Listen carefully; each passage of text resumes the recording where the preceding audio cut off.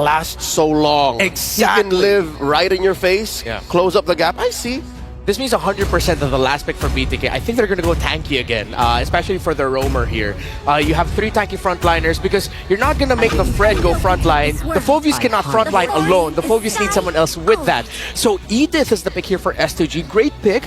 Shark is proficient with that hero. Paired it up with an Eve that could have been a nightmare, so they take it. And they take the Valentine as well, covering their magic damage bases. It's a well-rounded lineup for S2G, but it is the Guinevere of Shark in the roam. Interesting. This is really interesting because High Loss would have been the perfect pick, but it already got banned out by S2G because of their foresight. With this Guinevere, now you have 3 triggers for the real world manipulation to pop off. I feel like we're gonna be seeing a lot of brawls, a lot of fights here for this very first one. So, Ingon and Naisu, take it away. Thank you so much, panelists, breaking it down. The new version of the We Bear Bros. Now, welcome to the caster desk. What is up, guys? I'm Naisu, and joined with one of the newest additions, just like we saw yesterday with Brigida. Now it's Ingon. Ingon, how we feeling, man?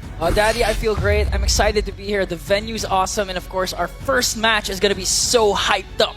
It's going to be hyped up, man. You know, day number 1 was quite the interesting opening day. I think good luck to everybody's guest coins this time around because I know mine were in shambles, but to kick off day number 2, I can't wait to see what unfolds for us. Jumping into the Land of Dawn shortly to see how the day gets started. It's S2G and BTK to break things down and get things started. I'm wondering, you know, this is now the second time Mobazane has brought out an old pick of his that actually worked out really well yesterday. Moba Fred. Moba Fred. It's the Fredrin again. And actually, this boils back to Leo's point a while ago wherein he said that it's all about mastery instead of the meta. If this is Mobazane's mastery, why not? And work up against a Joy, and this time it's up against Suyo, so let's see if BTK alongside Mobazane can actually pull things off once again.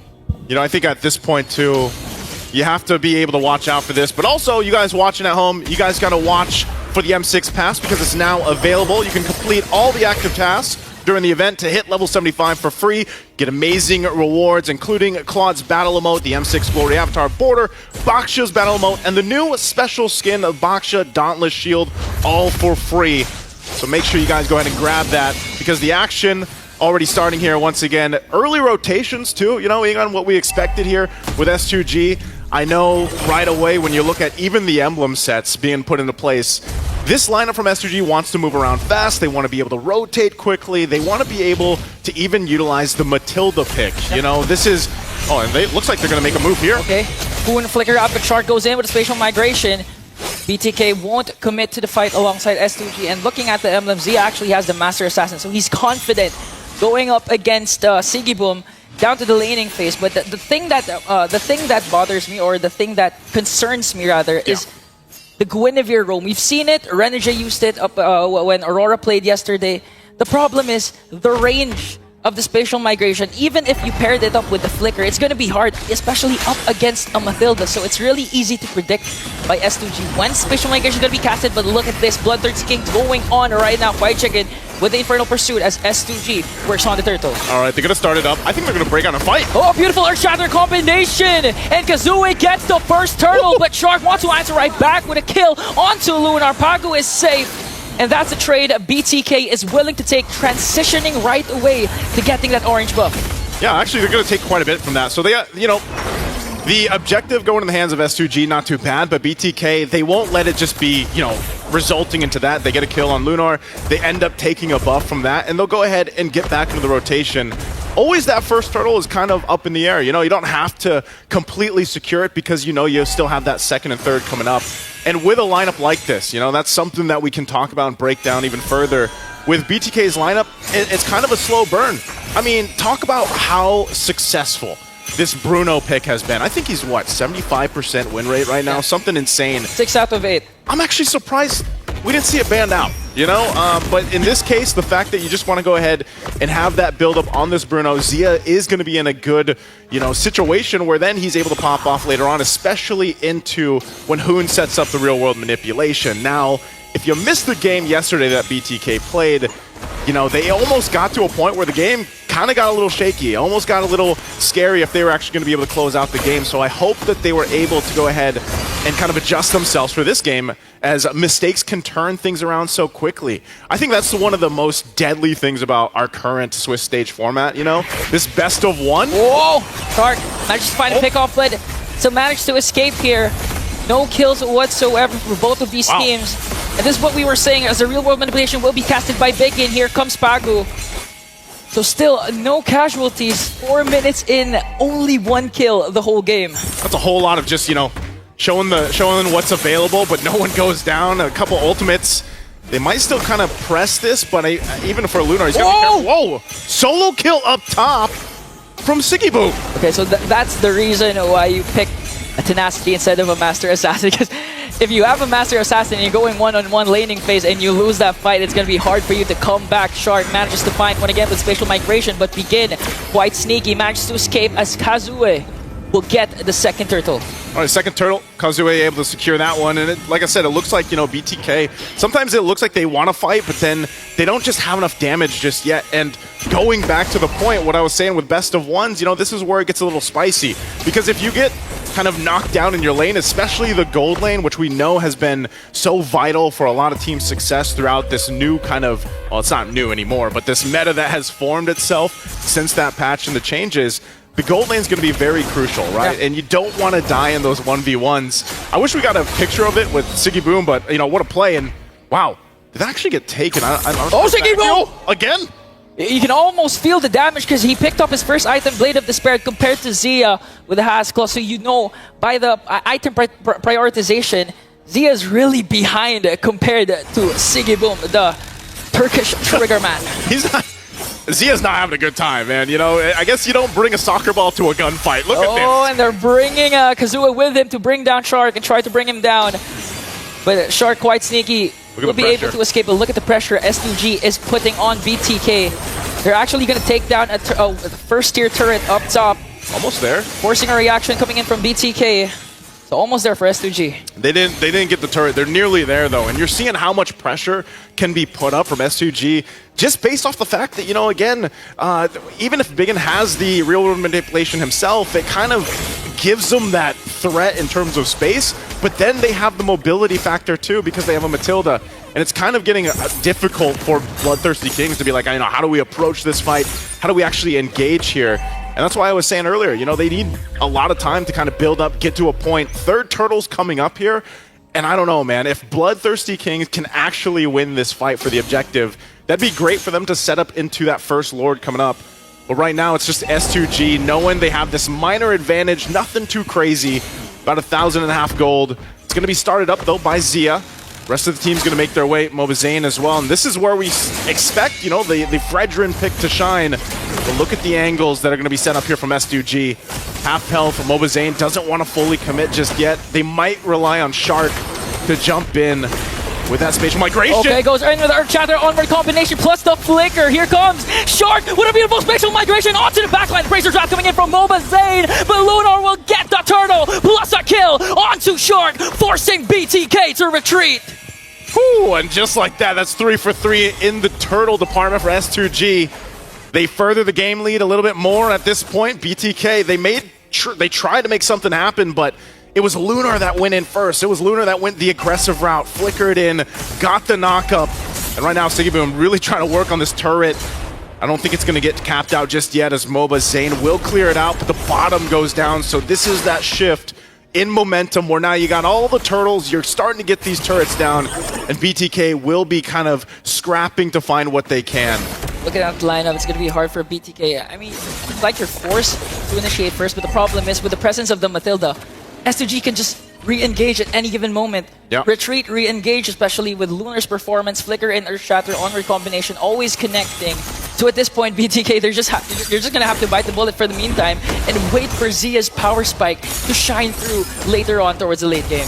You know, that's the thing when we look at this lineup again, is like, when is that power spike going to happen? You know, when is this going to be, when are they going to come online for BTK? And for Zia specifically, you know, he still needs quite a bit of time to build up, because not only is he gapped a little bit in levels, but he's got to catch up on gold.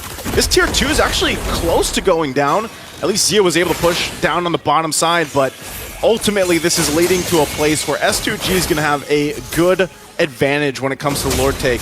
Now, all it could take is Shark to get a proper setup. Oh, like that one on to begin, but he's not going to fully commit it because S2G is ready to respawn. Okay, BTK, Zia just picked up his Malefic gun, so in terms of counterattacking, he's actually quite able to do that. Plus the proper positioning needed to do the free hits onto S2G Esports. But the problem is they have a lot of initiations. I mean, Lunar has been phenomenal with the Edith. Even without the flickers, Earth Shatters keeps on connecting. And look at BTK. They had the initiative to go first with the setup, but with the presence of Pagu's Matilda, they're thinking twice. They're not as decisive as with what they want to do. This is a little bit different this time around for Mobazane, you know, struggling to get these objectives. You know, yesterday he was on point with them, but so far, the jungle battle definitely going in favor of S2G right now. This Lord's going to be started up half health right now. They've got the advantage in terms of the space to work with, but it will go for a reset. Still kind of limit testing each other, especially in the mid lane, because those tier 1 turrets are still up. But part of this factor too, S2G can actually whittle down some of the members of BTK, relying on the fact that, again, they have this big power pick in the roam, that Matilda able to really help out. But you can see, you know, there's still going to be respect here from S2G. Even with the lead that they have, that 3K lead, they don't want to overstep. They don't want to get overconfident. Because we've seen this before. With the best of ones, the case it is just literally with a turn of a handle or a wheel that can change. Oh, look at the Bennett's Rage onto Shark. STG, this might be the green light to go and burst down the first Lord. As BTK is trying to just survey the scene, they're trying to decide whether to go for the contest, but the problem is Kazue against Mobazane. Misui has a major advantage when it comes to those 50-50 retributions. Lunar goes in once again. Real world manipulation will be casted by Hoon.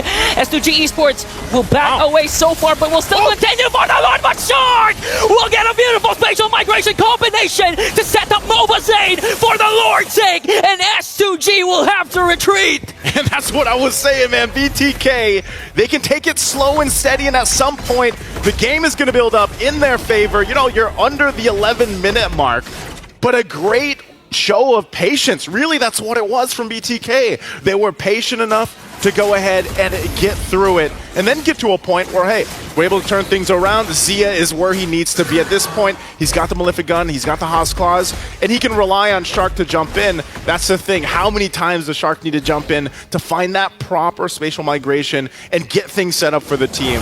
Now it's flipped in their favor. They're going to walk in with this Lord. It should be cleared out pretty well from S2G, but they are going to lose some of these tier 2 turrets. Little trip around from Pagu. They'll deal with the Lord. It's going to go down shortly, and a good push. Also that tier 1, the next focus from Fried Chicken up top. BTK continues to take things in. One of the first times in this game that the gold is, you know, it's slightly in their favor. It will continue on, but they diminished the 3K gold lead. And BTK just proving what the panel was saying a while ago. Mastery over meta. Look at the off-meta picks BTK has. They have a Fredrin, they have a Guinevere. But so far, those two are the key heroes that set up that Lord steal up against S2G, despite the fact that there was a 2-level gap between the two junglers. They have good position, and at the same time, they have a Suyu. Paired up with the Sever Retribution combination, it's easy to get neutral objectives. But despite all that, BTK just got a 2K gold lead against S2G. This is the ever so changing of momentum that we've seen so far in a lot of these games, and right now it's BTK in the favor. And, you know, with that, with the way that they kind of played that last Lord, that's great for them. They can continue to do that. So if you're S2G, we got to think, all right, how do they actually approach these fights the next time? The part of that equation is the fact that this is the strength of the Fredrin, man. And I know, you know, Fredrin was what? At one point, he was the pick. He was the guy. He fell off in the meta. He came back. Well, you know, Mobazane's the guy that brings them back for the most part. Moba Fred. And, you know, he's popped up in the XP lane, but still in the jungle, he's still that hero that's able to go ahead and tank things up, just kind of stay there and watch you. And watch the rest of the assassin junglers that are priority right now kind of just take those shots from the Lord. And then next thing you know, they're at half health. And then you get collapsed on. So for S2G, they might want to approach this next Lord in a sense of, you know what, let's just go ahead and see if we can find our angle. And most likely, that's off Lunar. Lunar's been doing that every single time. And now that they're 15 seconds away from this Lord, he's got the flicker available. you know, he could be the one to set things up. But right now, BTK. Okay, speaking of setup, Wow. they're gonna find Shark. That's one member down for BTK at the most crucial time as 5 seconds. The second Lord will respawn.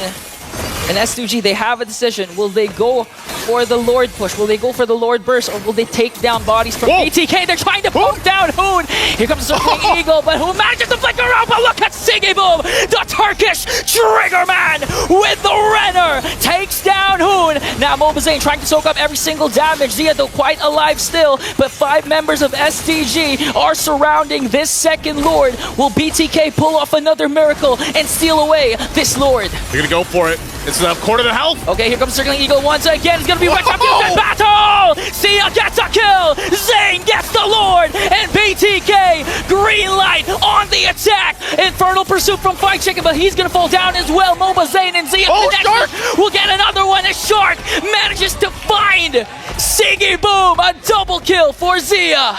Off the headshot from Siggy Boom earlier, and they come back with a vengeance. They are bloodthirsty at this point as they march down the mid lane. Lord in tow. Kazooie all alone, ready for the rest of the team. The turret's going to be worked on. Can he do it? And another pickoff coming in from Shark. Kazooie is going to fall down, and BTK will now become the Turkish Slayers! And another victory for a BTK. You can see that patience played a part here in their second game throughout the Swiss stage, bringing them to that 2-0. What a victory for them. And yes, you can see the hype. You can see how good he's feeling. Hey, that's the Turkey Slayers, man. I just told you, first game hyped. What an amazing match. You can feel the emotions coming in from BTK. They want to prove something, and they have proven it. Upping up their